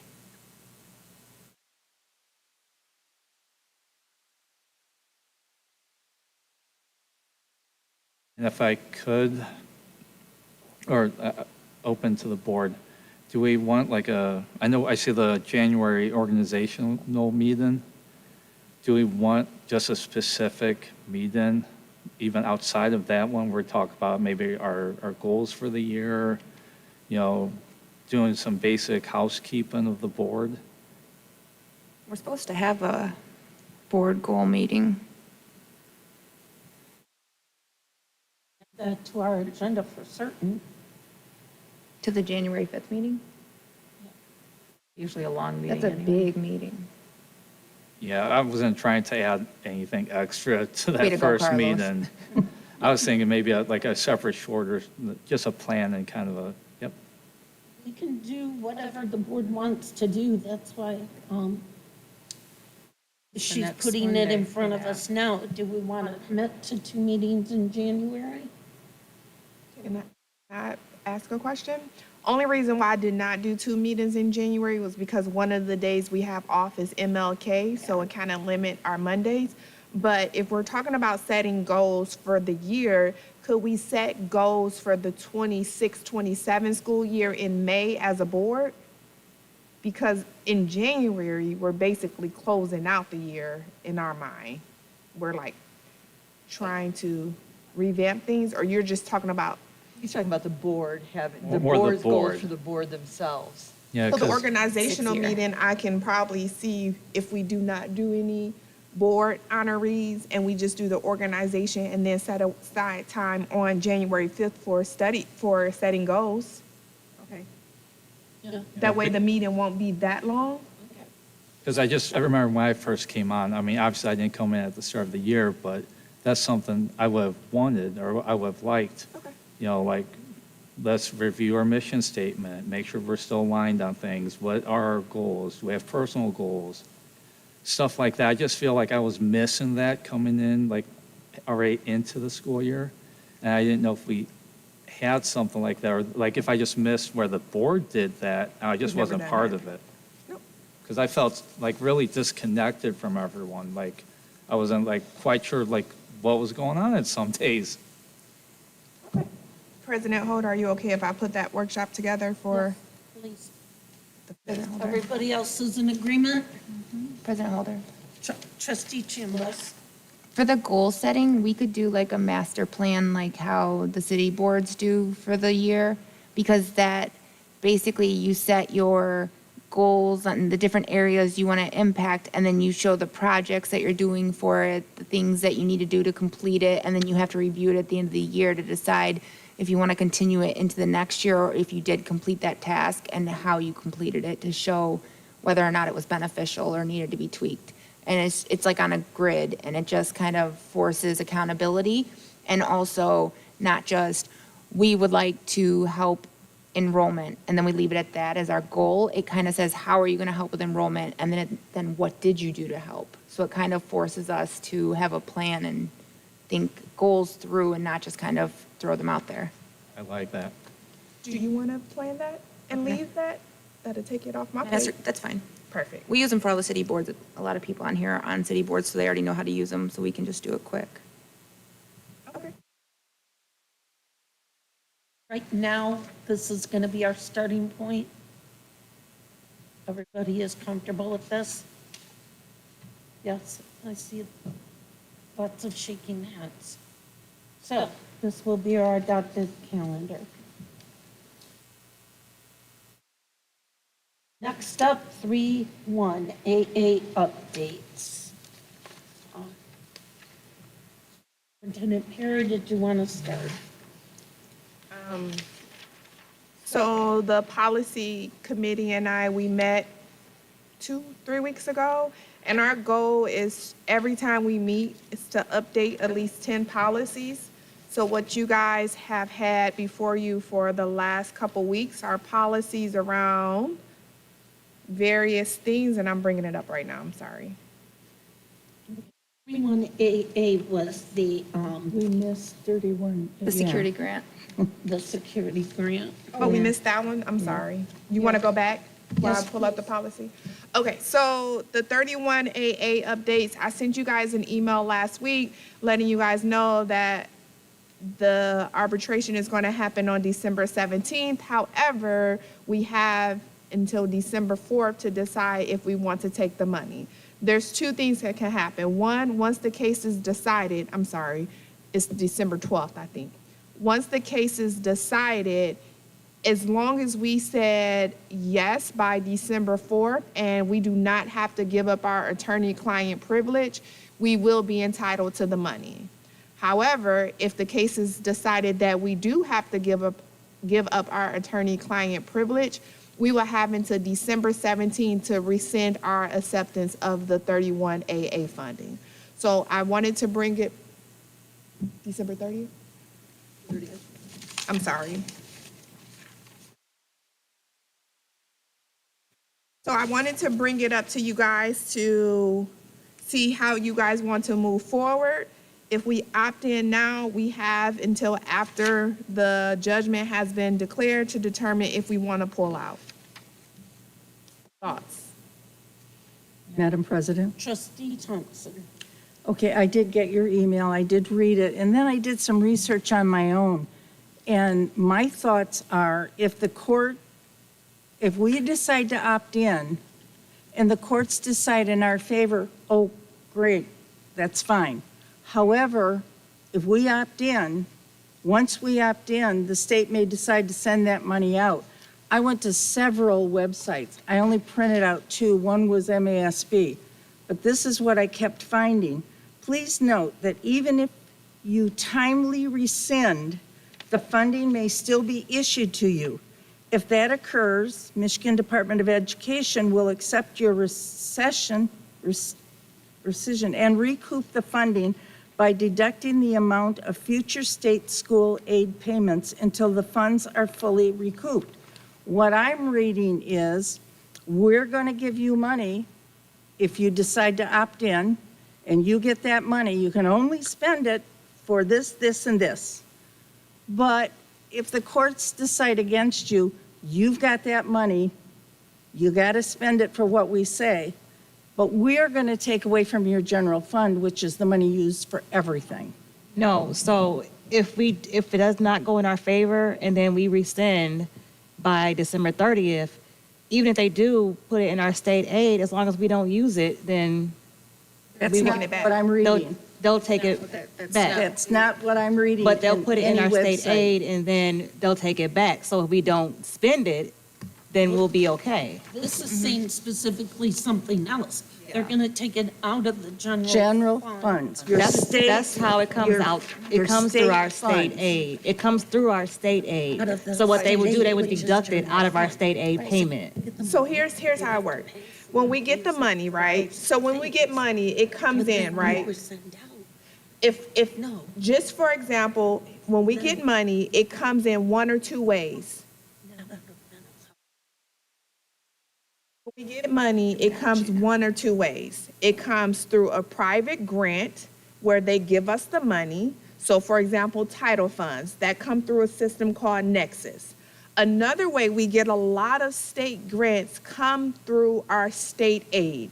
If you pull up our state aid report right now, you will see, hey, here's your at-risk funding through state aid. Here's, if you pull up when we got the funding before, here's your 31 AA funding, state aid. State aid is how they give us the money. So what this is saying is that if we make a mistake and give you the money through state aid, we're going to take our money back through state aid. It's a give and exchange. They don't give us this money in a certain pot. It gives it to us through state aid. I'm going to pull up a state aid payment from a couple years ago, and you will see at-risk funding, state aid. This is just how the state gives us money, and this is how they will take it back. Trustee Christera. So I just want to verify that I'm understanding. So basically, let's say we get $100,000, right? And let's say they send it to us before December 17th. It doesn't go our way. We don't want it. We keep that $100,000 in there. We don't touch it, and they will draw it away from that exact same pot. So when they give us our state aid, it will be $100,000 less because they already gave that to us. So it won't count. I see. Yes. Okay, so we will have that extra $100,000 still. From the previous month. Now, my question is, and Gloria came up with a good point, is this 31 AA fund is for, say, like mental health and safety security, right? So let's say we rescind it, we don't want it in a hypothetical world. We still don't touch it, but then later on, they still don't give us that extra $100,000, but we can now use that as a general fund once the other payments are done in a year. Yes, because the state has no right to go in our account and pull anything out. So any type of payment that they make, for example, a couple years ago, they gave us more money in our state aid payment for pupil accounting. So instead of them taking it from our state aid, we ended up making a payment to them. So in this case, what they're saying is, if we make a mistake and give it to you and you don't want it, instead of you sending it back to us, we're going to deduct the difference from the next state aid payment. They're not taking any money from the general funds at all. They're just saying, hey, we're taking our money back. You don't send it back, we're just going to deduct it from the state aid payment. That's what this is saying. Okay, and then just to be clear, that if they give us the money, they rule against us, we have to keep it sitting here, then the next time a payment comes in, they just deduct this amount. Now we can still use this for whatever we want, correct? So if we need it to pay teachers, we can do that. Yes. Okay, because that was our concern, reading through this, was that we opt in, they rule against us. Now we've got this money can be only used for X, Y, and Z, but the next time we get a payment, they're withholding money that we use to just for our basic needs. So as long as that's not the case, that changes things a little How bit. do we use our state aid money? That's all our money. It's the same pot. It's the same pot.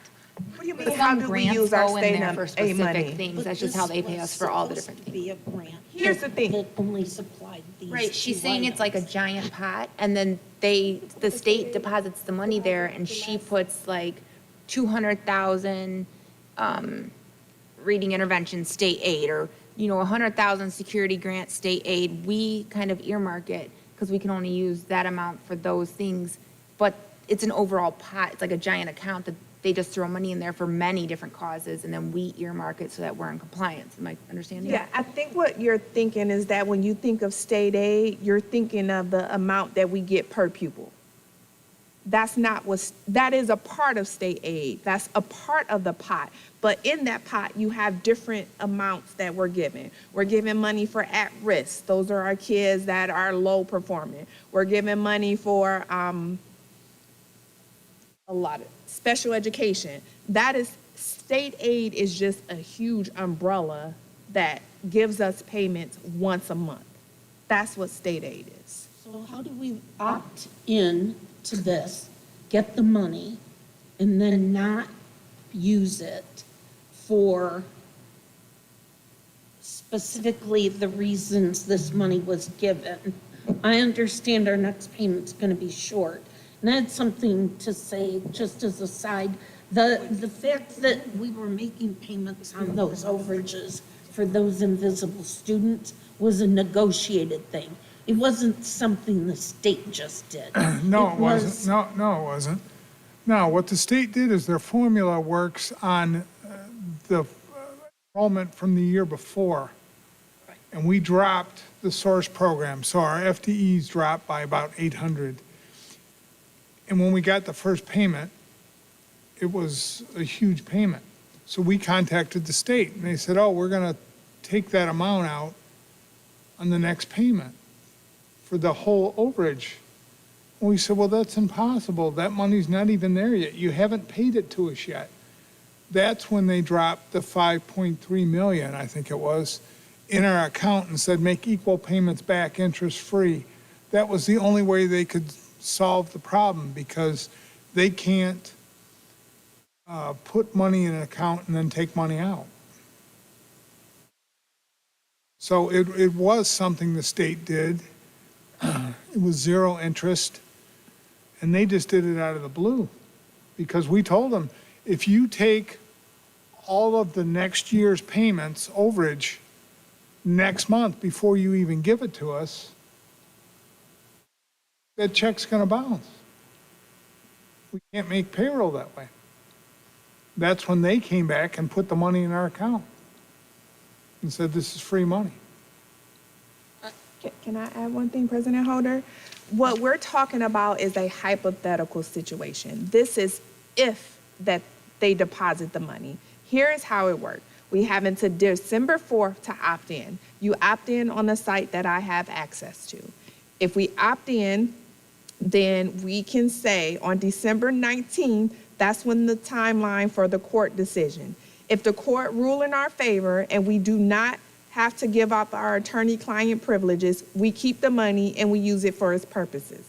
If the court does not rule in our favor and we do have to give up our attorney-client privileges, we have to rescind our opt-in by Tuesday, December 30th, 2025 at 11:59 p.m.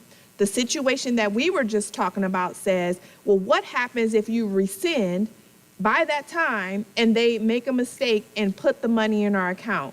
Then if that payment comes in January, that money's going to go in our account and we rescind it. Then in February, it will be our state aid payment will be less $100,000. So it's very quick. It's Very in quick. and out. Yeah, okay. Trustee Christian. Thank you. I was just about ready to say your name.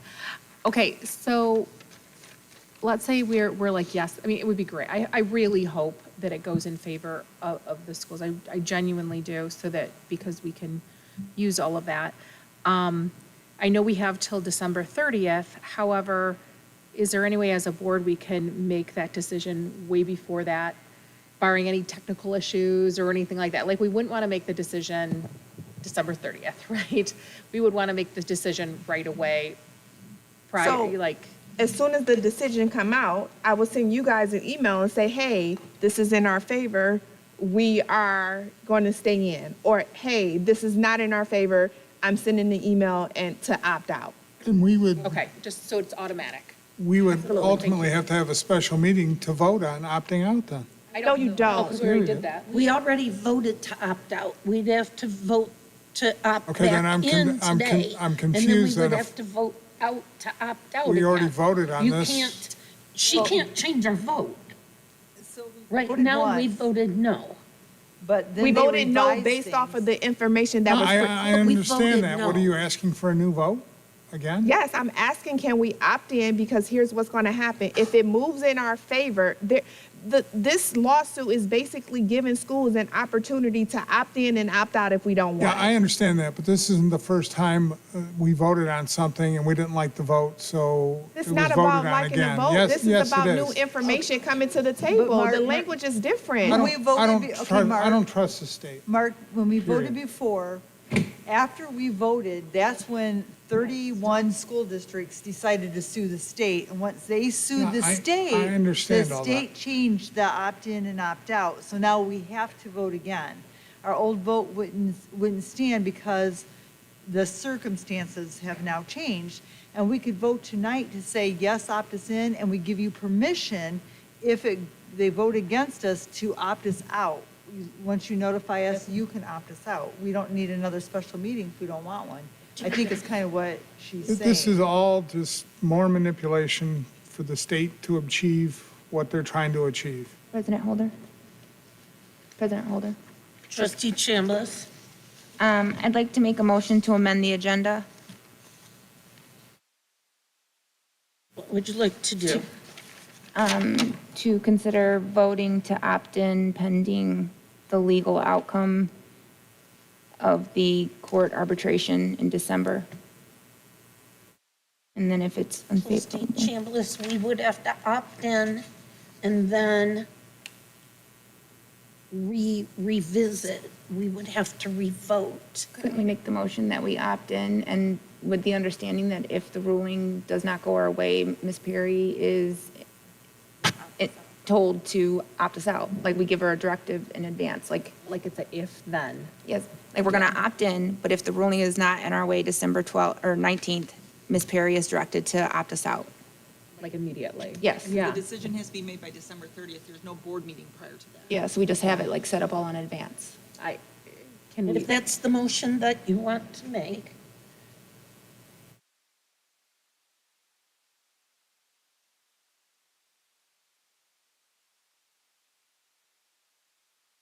So how are we wording that? 7B, I want to opt in, giving Superintendent Perry the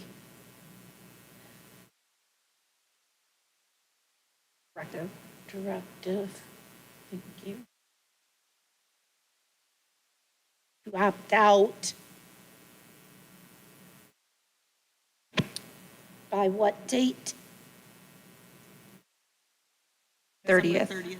Well, I don't want to make it by the 30th. December 21st. That way I'll send you Perfect. guys an email on, no. Perfect. I'll send you guys an email on the 19th, Yeah. and then I'll let you know it'll go out. December Yes, 21st. By the 21st. Thank you. As to the court ruling. If unfavorable So court if the ruling. court's The court's ruling is in favor of, we need to be schools, pretty very specific. specific. Yes, I agree. Court's ruling requires waiving. We don't even know how much money this is. No, we don't. And this is just opting us in, and we've already chosen to opt out. But we might be able to get the money and not have to waive our client confidentiality, and they're giving us a way out if that's not the case. So if we say no, we're going to stay no, and then the court rules in our favor, we threw away $100,000. But if they say no, you still have to waive your rights. We have a get out of jail free card. We just say, okay, we don't want it. Never mind. Forget it. So it doesn't hurt us to go in. It only benefits us. Especially with very specific language that by the 21st, if the courts do not rule in favor of schools, that we will opt out. How about, I have it. Can I read it?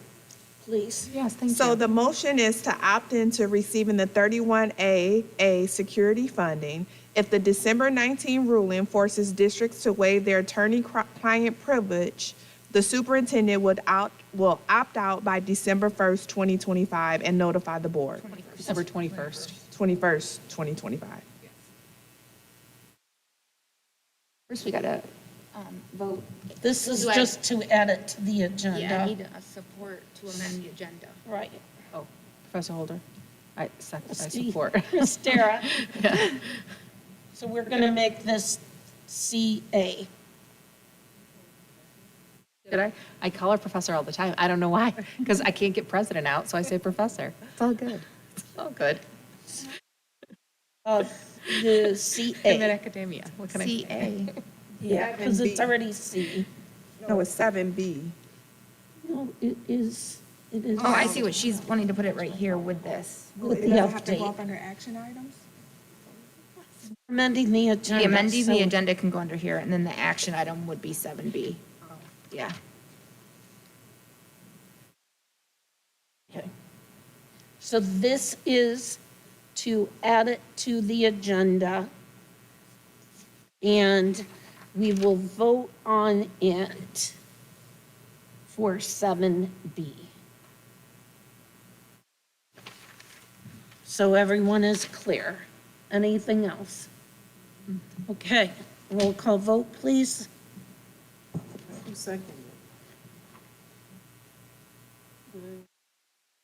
Christara. Gloria Thompson. No. Sarah McAlpine Taylor. Yes. Mark Kimball. No. Cindy Holder. No. Mary Harp. Yes. Carlos Harp. Yes. And Rebecca Chambers. Yes.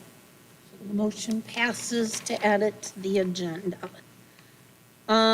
Next is first reading of the December policy updates, and I have a list of them here. Okay, this is first read, so please look these over. We will be reviewing these in January, and if we don't have any changes, then we will Madam President, wasn't readjust that it. just to amend the agenda? It was. So don't we need to vote now for 7? We've moved it to 7B. Okay. Sorry. I thought I made that clear. I apologize. Sorry.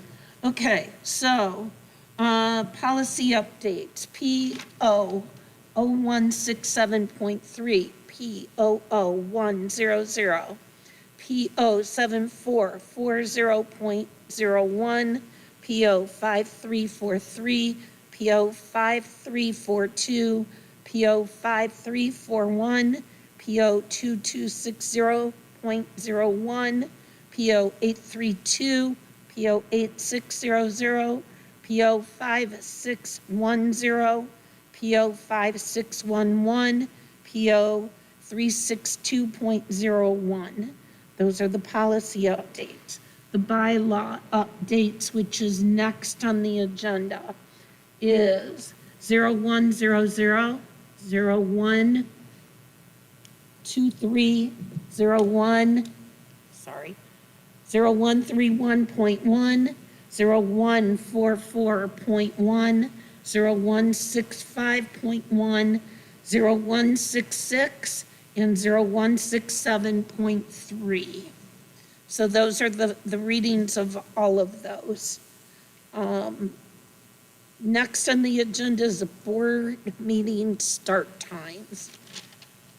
I was not here. Who wants to talk about that? I can't remember who brought it up. I don't either, but I know that somebody had brought it up about 6 o'clock. And then And we were down for it. I had a conversation after that point, and one of the supporters now has a job that works till 6. So, we are back to 7, I think. We're gonna have to relook at it. That's my understanding, because it wasn't I think it here. was me that brought it up, but now my job, I wouldn't get out to 6. I wouldn't even, obviously, it was 45 minutes getting home tonight, so I wouldn't even make it to be halfway through a meeting. So as much as I would love to move it up, that would require me removing myself from the board after just being appointed to the board. So I mean, it's a. So as it stands right now, we're going to continue to stay on the 7 o'clock start time then. There was no vote made, so I know. Yes? Yes. Everybody? Not seeing anything else. Okay, then we're gonna go ahead and move on to replacing the outside grounds truck.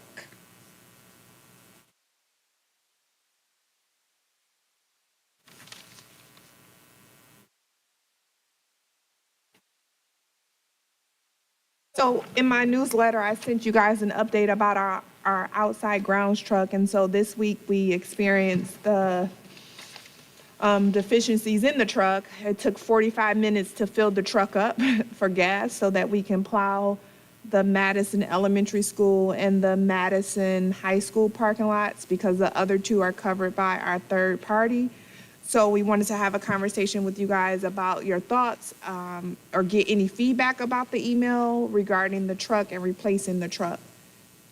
You definitely want a lease. So we've reached out to companies and they don't do commercial leases to districts. So if you have a recommendation for a commercial lease, the only company that we did get a response from was someone that usually work with cities and municipalities. And so how they do it is that they offer you the truck and you pay for 3 years. I think the quote was about $17,000 a year. And then after the third year, you buy the truck for $1. So that allows cities and municipalities to not have a large upfront cost. One of the options I thought was that we can just contact like the GM dealer. You know how they have all those trucks available for lease for like $349. They don't do commercial leases to school districts. That's the problem that we're running into. So the company that we did reach out is a company that I think the city of Madison Heights uses. That's how they get their vehicles, and then they buy it back. They keep it and buy it after 3 years for $1. So they're willing to work with us as a school district? Yes. I have a question. With the cost of those payments over 36 months, how does that compare to the cost of purchasing a truck? So 17,000 times. Like 50,000. So it's about a $50,000 truck. Okay. Because it has to be a 2,500 or 250, depending on the model, to be able to hold the plow on the front and the salter on the back. Okay. So that it has to be that size or larger. So roughly, we just estimated, they send us an estimate for around 50,000. Because they can't, unless we are signing like an agreement, they can't give us the exact VIN number with the exact amount. For a brand-new truck with Yes. full warranty? Yes. Well, that's awfully cheap, 50,000 Yeah. for a 250. Yeah. So- That's like half price. But they work with a lot of cities. Right. So I don't know if they get it wholesale. I don't I'm care not who for they sure. work with, that's a good price, I'd take it. So that's total cost? Yes. All the lease payments, everything? What kind of mileage per year? It doesn't matter, because we buy it after a year. I mean, after 3 years, we buy it. So it doesn't matter. And I can tell you, the current truck we have is a 2012, and it only has 35,000 miles on it. I know, but at times they've left that salt feeder full over the season. But I don't know No, what that has to do with I don't want to bring it miles. up now because it's probably different people, but that's something they need to be careful of. You can't leave salt in that salt spreader. The weight is huge. What does that have to do with the miles per year, though? That's what you had asked? That's why the truck is basically junk at 35,000. Yeah, the bed, it's all the bed. The bed has completely Yeah, 'cause rusted out. they left it full. Yeah, so the problem is now that the bed has rusted, it has dropped, and it has, You don't have to sell me on the problems with the truck. Gotcha. I've seen it. Gotcha. 50,000 is pretty cheap. I Were they would- able I to, would jump on that. were they able to give a monthly? So it's no monthly. You have to pay it annually. And so we've been working with Ebony to make sure we have room for it. And we taken in some more revenues for like rentals and things like that. So we were able to kind of figure out what revenues can offset the $17,000 payment. So, okay, so it's about, I was gonna say, it's 16.6 over, if it's 50K. It's over not 3 exactly years. 50K. They gave us an estimate around 17,000 per Okay. year. So it may be a little higher or lower depending on the model. Yeah, okay. Model of the equipment, yeah. We Okay, don't that's need about a- 51, yeah. We don't need a plow. The plow is already on there, so that's a good thing. You got to have the plow removed from one truck to the other. That's going to cost some money. No, they do it, they can do it. We do it. They do it? Yeah. Because we have the lifts in the garage, so they're able to put that on there. Yeah, so it's, and again, it's not gonna be like with all the bells and whistles, which we don't need all the bells and whistles. We just need a basic truck that has an engine that will hold what we need it to hold. We don't need, I mean, we will need the extended, the back because to fit the Salter in there. So that's the only reason we would need the extended cab? No? Extended bed? I'm not sure. Are you guys okay with us moving forward with the negotiations and bringing the contract to the January board meeting? I am, yeah. Absolutely. All right, I just want to point out that we are looking at counting pennies and dollars, and this is going to be an added cost instead of outright hiring that company to do the other two buildings. Yeah. Just FYI. I'm not saying do it or don't do it. I'm just saying this adds to our spending. Can I add something, President Holder?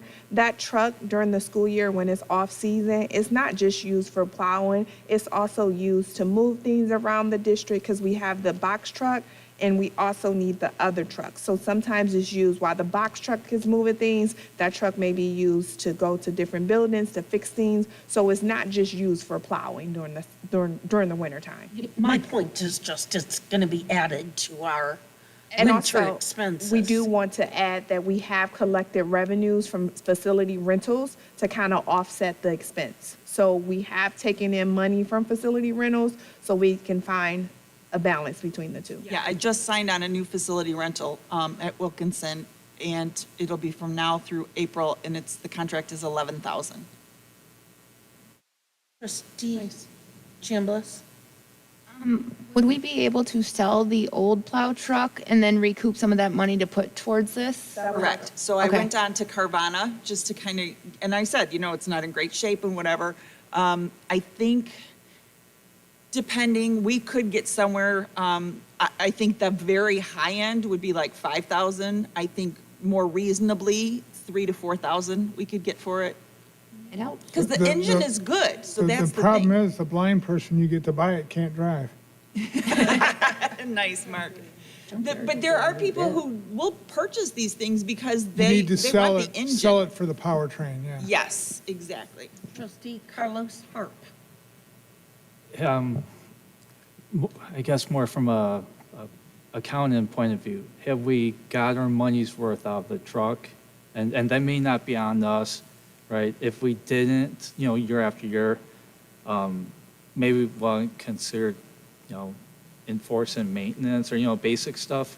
I'm not saying we're not doing that, but just considering the past now. Yeah. And obviously, I'm assuming the plan is to get our money's worth out of the new truck. So, I mean, this almost is like an expected expense, maybe not one we want right now. Right. But we will have had to replace the truck eventually, right? And the current truck The has beauty of lasted this us deal, though, 13 is years. We're gonna own it after 3 years. Yes. So as long as we take care of it, it could last 6 or 7 or 8 years. And again, the truck we currently have has lasted us 13 years. So I think we really did get our money out of that truck. It looks. And I think one of the conversations that you guys were talking about was that we were going to try to find some type of pre-treatment for the bed. Yes, we're going to pre-treat the or a bed bed so the liner. salt is not an issue. All you gotta do is Oh, like a keep it tonneau How much cover. more would a bed liner cost? Yeah, that's smart. So it doesn't rust out from the salt. Yeah. Yeah, tonneau covers are amazing. So if there's a community member that has bed liners, we would love for you to contact us. Just be careful, because if you put the drop-in bed liners, there's friction between the plastic of the drop-in liner and the metal of the bed, and slowly it rusts it underneath and you don't notice it necessarily. Whereas if you have the spray coating, which is a little more money, it adheres to the metal and it scratches and stuff won't get into the metal, so it won't rust the bed out. Just a suggestion. Spray coating it is. Anybody else? So I'm hearing we're going to move forward with the truck. That will be on next month's check register for approval. Yes, but I will get you guys the contract as soon as possible for you guys to look at, hopefully by the end of this week. Perfect. Next on the agenda, board payments. So we are going to have you guys' payments ready for you, hopefully, not hopefully, at the next payroll. But in order for us to direct deposit your accounts, we need either, if you're okay with us sending you the information via your district email address, you're going to get an email from Pam that says, you want to explain? Yes. So the basic information that we need to be able to put into the system, it's just going to be employee information like birth date, things like that. And then you're going to, you'll have like the W-4, the Michigan W-4, the federal W-4. There's just a couple of forms. I just need to know what email address you want. I know some people aren't comfortable using their district email address, so if you have a personal one that you'd prefer me to send it to, I just need to know which email address so that I can send that to you. It'll come from Frontline, and it'll basically have you create an account. Once you fill out the information, you'll really never have to go back on there unless you have to update something at some point. Now, can we just have you cut a check? No, we can't do that. But the last time it was a check. So what happened last time, we were told that we had to have you guys listed as 1099 Is it the employees. same person that told you we could take buses out of sinking funds? No, that was not the same person. So moving forward, we had a conversation with our lawyer, and he advised us that we switch everyone back to W-2. So when you get your check, it will not be the full amount because we're going to have to take taxes out of it. So that's why we can't cut a check, because when we run payroll, we don't cut checks for payroll. We only cut checks for vendor runs. I have a question. I already have a Frontline account. Would you just use that same one? No, because it's through the others, it's through your school right now. I don't think we'd be able to because we can't combine with another district, so whatever email you're using for that one, you'll have to use a different email to access this one. Okay, very good. Thank you. Is everyone okay with us sending the form to your district email account? And if not, can you just text me or send us an email with your personal email account by the end of the day tomorrow? Yeah. We're good with our district. Okay. He and I. I Trustee speak for Kimball, him. are you good with district? Yeah. Trustee Christar, are you good with district? Trustee Thompson, you're good with your district email address? Or if you want your personal, you can just give it to me, Yeah, because sometimes you have a hard time. yeah. President Holder, district? or- District is fine. Chandler's district is fine? Okay. Thank you. Oh, and then one more thing. I gave everyone a printout of how many meetings you attended between July 1st, and this does not include today's meeting. So there was a total of 9 meetings from July 1st until last meeting, so it should be a total of 10, including this one. Can you please make sure your number is correct based off of the previous meetings, not including today? So your payment will be that number plus 1. And just sign off on it and give it back so we can make sure we have our accounting in order. That is it for us. You need this back? Do You'll I need send to them sign- down, or do I need if to you, sign it? did you sign it? Sign it. We gotta sign it. They want your verification code. Okay, we have a couple more items and then we're out of here. First one is thank you.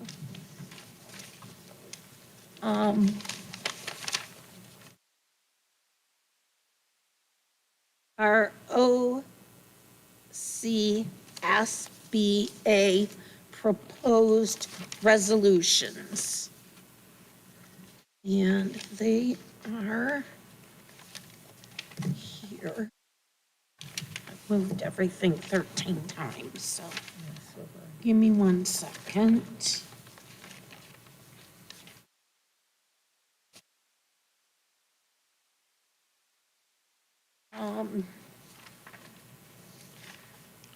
We had a clearer.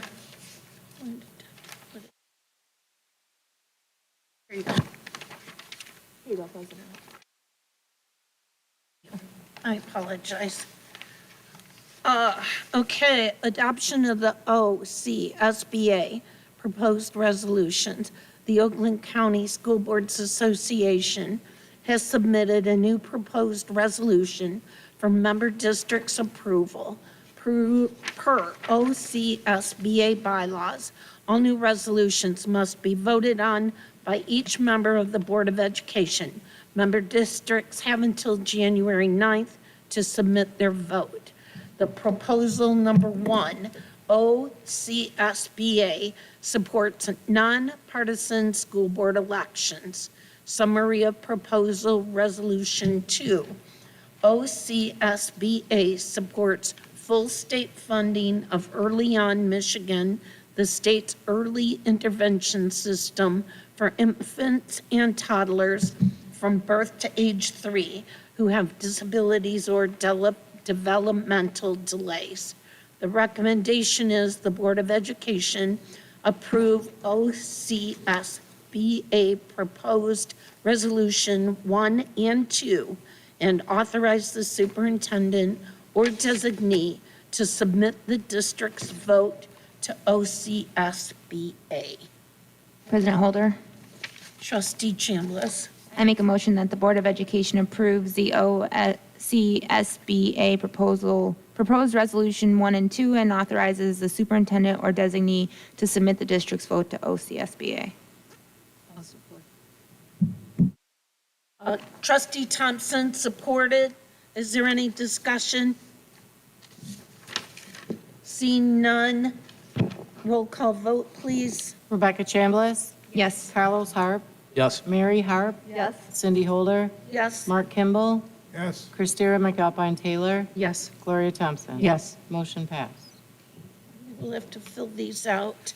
It actually says signed by the board secretary. She can print and sign her name, is ready to go for her. All righty. There we go. That's the approval of the resolution. Okay, the last one was the one that we added, which was 7B, which goes back to, thank you.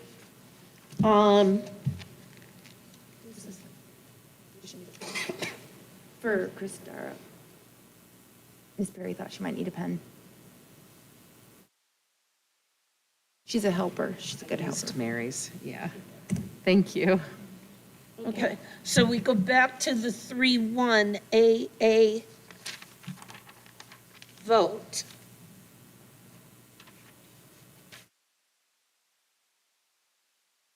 So we need a maker and support to vote for, to opt in. President Holder, Trustee Chambliss. I make a motion to opt in to receiving the 31 AA security funding if the December 19th, 2025 ruling forces districts to waive their attorney-client privileges, the superintendent will opt out by December 21st, 2025, and will notify the Board of Education.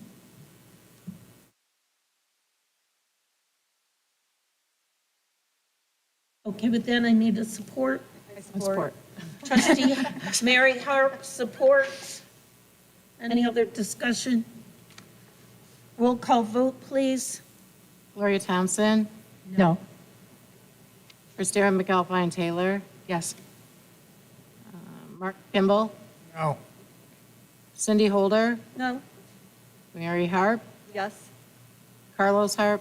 Yes. Rebecca Chambliss? Yes. Motion passed. Passes. Officers and committee reports. This is the last time this year. GRC. No. Parks and Rec. Nope. HREC. Nope. Finance, we haven't met. Enrollment Committee. No. Board comments, starting with Trustee Chambliss. I just wish everybody a happy holidays, that they have safe and amazing time.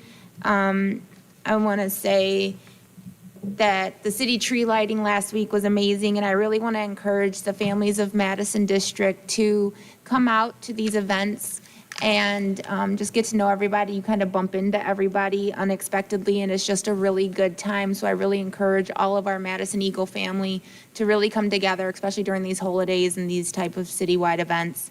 And that's about it. Thank you. Trustee Thompson. I'm going to reiterate everything Ms. Chambliss said. Thank you. Trustee Christara. Yes, happy holidays, Merry Christmas, Happy Hanukkah, whatever, all the holidays, happy. Also, I'd like to add the building usage back into the old business for January's. I know that we've gotten off of that, that's okay. And I just really think we need to look at making sure we are using the best usage of our buildings and what we need to do to be fiscally responsible. Thank you.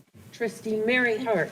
Well, I want to say congratulations to our students and employees of the month. Merry Christmas and Happy Hanukkah and Happy New Year, because we will not be seeing you until the new year. And Trustee Chambliss, I saw you in that green fuzzy tree that you were walking around carrying it.